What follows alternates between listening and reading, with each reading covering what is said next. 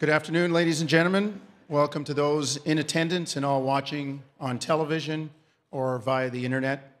I'm Paul Jones from the Raptors broadcast team, and again, thank you for being here and joining us today.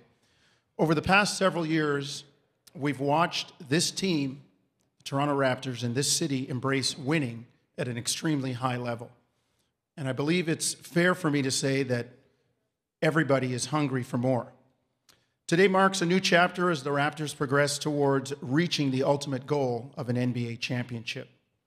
Nick Nurse has been a big part of the team's growth in recent years and one of the bright strategic minds in the game today. More importantly, he's been a winner wherever he's coached.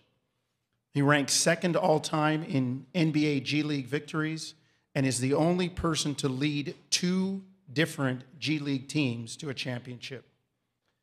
At this time, it's my pleasure to introduce Raptors team president Masai Ujiri and Nick Nurse. Gentlemen, thank you for being here today. And now that the postseason has been completed and all the evaluations have been done, along with your due diligence, Masai, I guess we have a chance to look forward to the 18-19 season. I'll start by asking both of you a couple of questions. First, Masai, for you. You've now hired your first head coach as a general manager or as a team president. Can you walk us through the process that led to Nick being your first hire? Thank you, Jonesy. First of all, thank you to everybody, the media, obviously MLSC. I thank everybody for being here on what we feel a special day for the Toronto Raptors. Congratulations, Nick. This is, I think, a great time for us. I want to go further on to thank everybody in our organization, everybody that put in the work with this general manager, Bobby Webster, Dan Tolzman, Teresa Rush, and the whole staff, and to our ownership, Larry Tannenbaum. It's been a big process for us, a long process, but we've felt very comfortable with not only the candidates we had, but the eventual head coach of the Toronto Raptors. I think Nick didn't only show us some of the things that he's going to bring to us, but I think his history with the team, his thought process, his creativity, a strategist, I think, in the game. We're really excited. Communicator, motivator, I think innovative, everything, is something really exciting for us with this program. And a big congratulations to you, Nick. We're really excited, and it was a long process, but we're happy we came to this. Nick, I know you've been waiting a long time for a head coaching job. How's it feel? Yeah, it feels pretty good. It was 27 years, I think, in coaching, and the last month was a long month for me as well. But as Masai said, him and Bobby, Teresa, Dan, had a process and some due diligence to do, and to be honest, it never really bothered me that month of waiting, and we met several times and talked things through thoroughly. I mean, it's a big decision for them, even though I've been across the gym for 5 years from them. There's a lot of detail to go through. I would like to kind of piggyback on Masai here too, Jones, if I could, and thank him and Bobby, especially, and Teresa and Dan, part of the process of getting me here, and thank Larry and the ownership group, especially Larry. I had a really, really nice visit with him just a few days ago, and it was really enjoyable. I mean, we all know what a great guy he is, and it was really fun to visit with him. And next, I'd like to thank the players. A lot of them we've been together here for 5 years, and as you mentioned in the open, that's 5 years of playoffs. That's 5 years of a lot of winning, and there's a core group of guys there that deserve our thanks. each and every time we get a chance to say it. And I'd like to express that to the current roster. And there's also a young group of guys that people doubted what they could have done at the beginning of the year last year, and they really, for a 12-month process, worked extremely hard. And again, I'd just like to thank them for all their hard work. I'm going to open it up to the general public and the general media in a second, but I've got one more. Nick, you've talked about that roster. You've inherited a very accomplished roster, and I guess the natural question is, what's it going to look like? What does a Nick Nurse team look like? Well, I think, first of all, Jonesy, I think the game in general is changing so fast right before our eyes. I think it's changed so much in the last 5 years.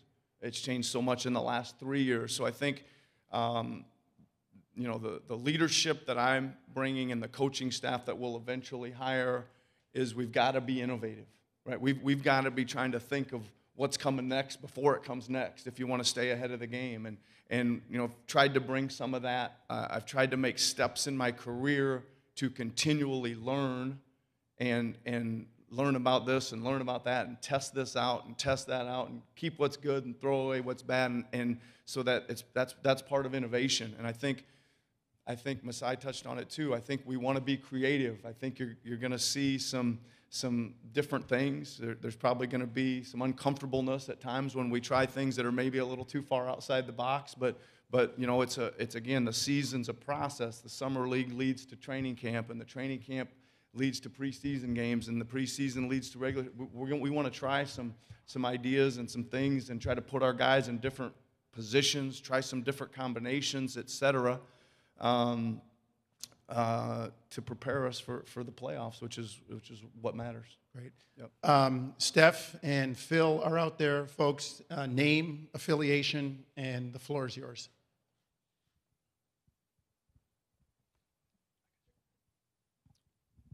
Congratulations, Nick.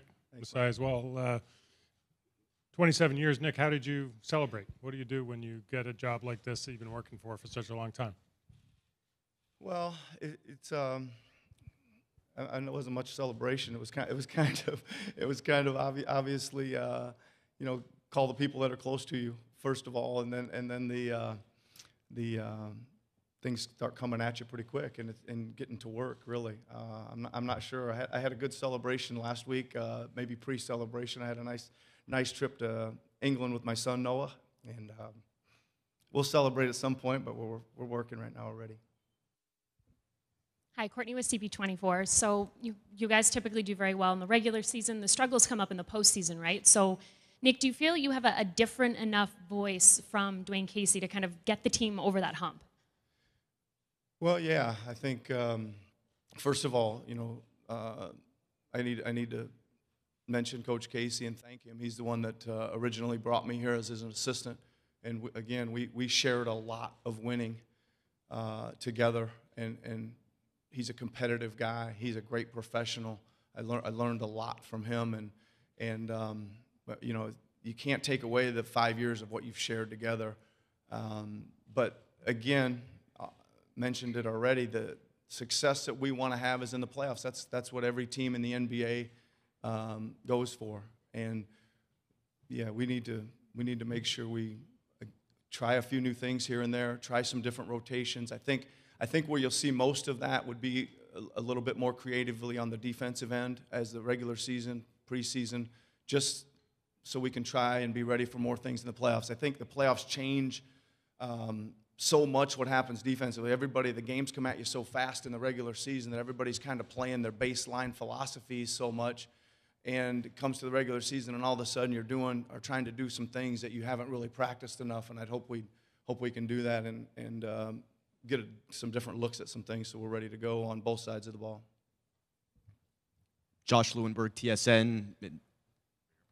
Nick, congratulations. Thank you. Where do you see the biggest areas of adjustment transitioning from an assistant role to the leading role, especially making that jump in the same organization?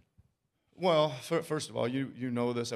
This is really the only assistant job I've had. I've been a head coach for almost 20 years already. So running the team is, from a basketball standpoint, it'll it'll take me a few games to get back up to speed with that with a 5-year layoff. But you know, this thing, and this is one of the biggest parts of the job, is it's a big management position from things other than basketball, right? The organization's big. There's a lot of departments, and there's a lot of things going on. So, you know, being able to manage all that and be the leader of all that is important. So I see that as probably getting used to that first and foremost, and making sure we can get the team to the floor to practice and the team to the floor to the games. That's kind of always been my motto of all the different strange jobs I've had. Is it didn't really matter much as long as I could get my team to the practice floor and my team to the game floor. We could get the basketball part right. Eric Corrine, The Athletic, congratulations. You mentioned the staff. Is there anybody that you'd like to retain that's still currently here? And what are your general thoughts on what you want to add in terms of experience and resumes? Yeah, I mean, it's pretty early on all that, Eric. Again, it's now my chance to do some evaluating and looking and shuffling the pieces a little bit. I will say this. I think I'm going for a certain look to the staff. You know, I'm concentrating on the front of the bench guys now, and I think there's kind of some categories there that I want to fill, and I've kind of got a depth chart in those categories, and you know, we'll go from there. I think it's really important that we get an experienced staff. Guys that have been head coaches to me at some level is important to me. I'm not saying all of them are going to be that way, but I value head coaching. Just because it's good to know what it's like to be the decision maker and to have those guys that are assistants that have done that, and I just think that channels the ideas that they give you. They're more constructive. They're more objective. They understand your position a little bit better. So it's a little bit of a working process, Eric, but it should be moving along here pretty quickly. Steve Lung from Sportsnet. Congratulations, Coach. Thank you. You mentioned how like you wanted to make adjustments both defensively, offensively. Can you give us specifics? Like, would that be like more zone, a lot more threes? Just a sense of like how that's going to be. Well, you know, let's just first talk about the offense. I mean, we think we know what our offense wants to look like, and made a big change to everyone's credit. You know, our fellow assistants this year and Coach Case, DeMar, Kyle, I think to everyone's credit, we made a really nice adjustment for moving the ball. Our assist numbers went up. Our offense kind of held through in the playoffs by the numbers, even though, you know, again, all those statistics are a little, you know, you can read a lot into them any way you want to sometimes. But I just think defensively, there's so much. Again, the game's changing so much. There's so much switching going on. There's so much. You know, you got to figure out double teams, rotations, how you're taking away the three, how you're challenging shots, how you're protecting the rim. I just think there's a lot more creative ways being done right now, and I think there's some creative things to do that we can figure out that we've kind of thrown out there, and we got to get our head around and polish up a little bit. Just to, you know, it all comes down to this. It all comes down to putting the players in the best position they can be successful, and that includes defense. You know, if a certain guy can't fight underneath the basket against a bigger guy, then, well, let's work on things to keep him on the perimeter. And I don't think zone's the answer, but I just think it's zone concepts combined with man concepts. And again, I'm trying to polish some of that stuff up, but I think you'll see us try some of it here in Summer League and in the preseason and in the regular season. Hey, Nick, Dave Feshik from the Toronto Star. A long list of coaches have been relieved of their duties for not being able to get past LeBron James in this league.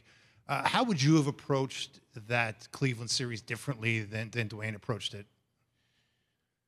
Well, I think, Dave, I'd like to answer that thing from, you know, assistant coaches have a lot of ideas that they give, and I really tried for the entirety of the time I was here to always give the best options, and then it's up to him to decide what to do, right? And I think the finals and our series had a lot of similarities to them, that we had that game won at home won it felt like about 6 times, and it got away from us. And I really think that changed the complexity of the whole series. And we saw it a little bit in the finals too, right? Where Cleveland had that thing won. And again, I don't really think they recovered from that. And the whole series could have changed from the complexity of it. And again, I think we battled. We came out in game 2 and had another nice lead. And I think that game got away from us a little bit at the start of the second, the end of the second, start of the third. And then I thought the way we played in game 3 in Cleveland was as hard as we'd played in 5 years. And if James doesn't make that shot or whatever at the end, maybe we get that game in overtime. And again, the series got new life. I don't know. I think we could have played better, Dave. Just individually, we could have played better. We could have coached better, and that's what we're going to try to do next year.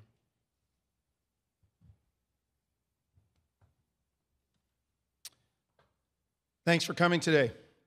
And certainly exciting times as the Raptors move forward with a new chapter. At this time, we'd like to invite the cameras to join us for a photo opportunity with both Nick and Masai at the front. And then both gentlemen will be available for additional interviews after. Thank you.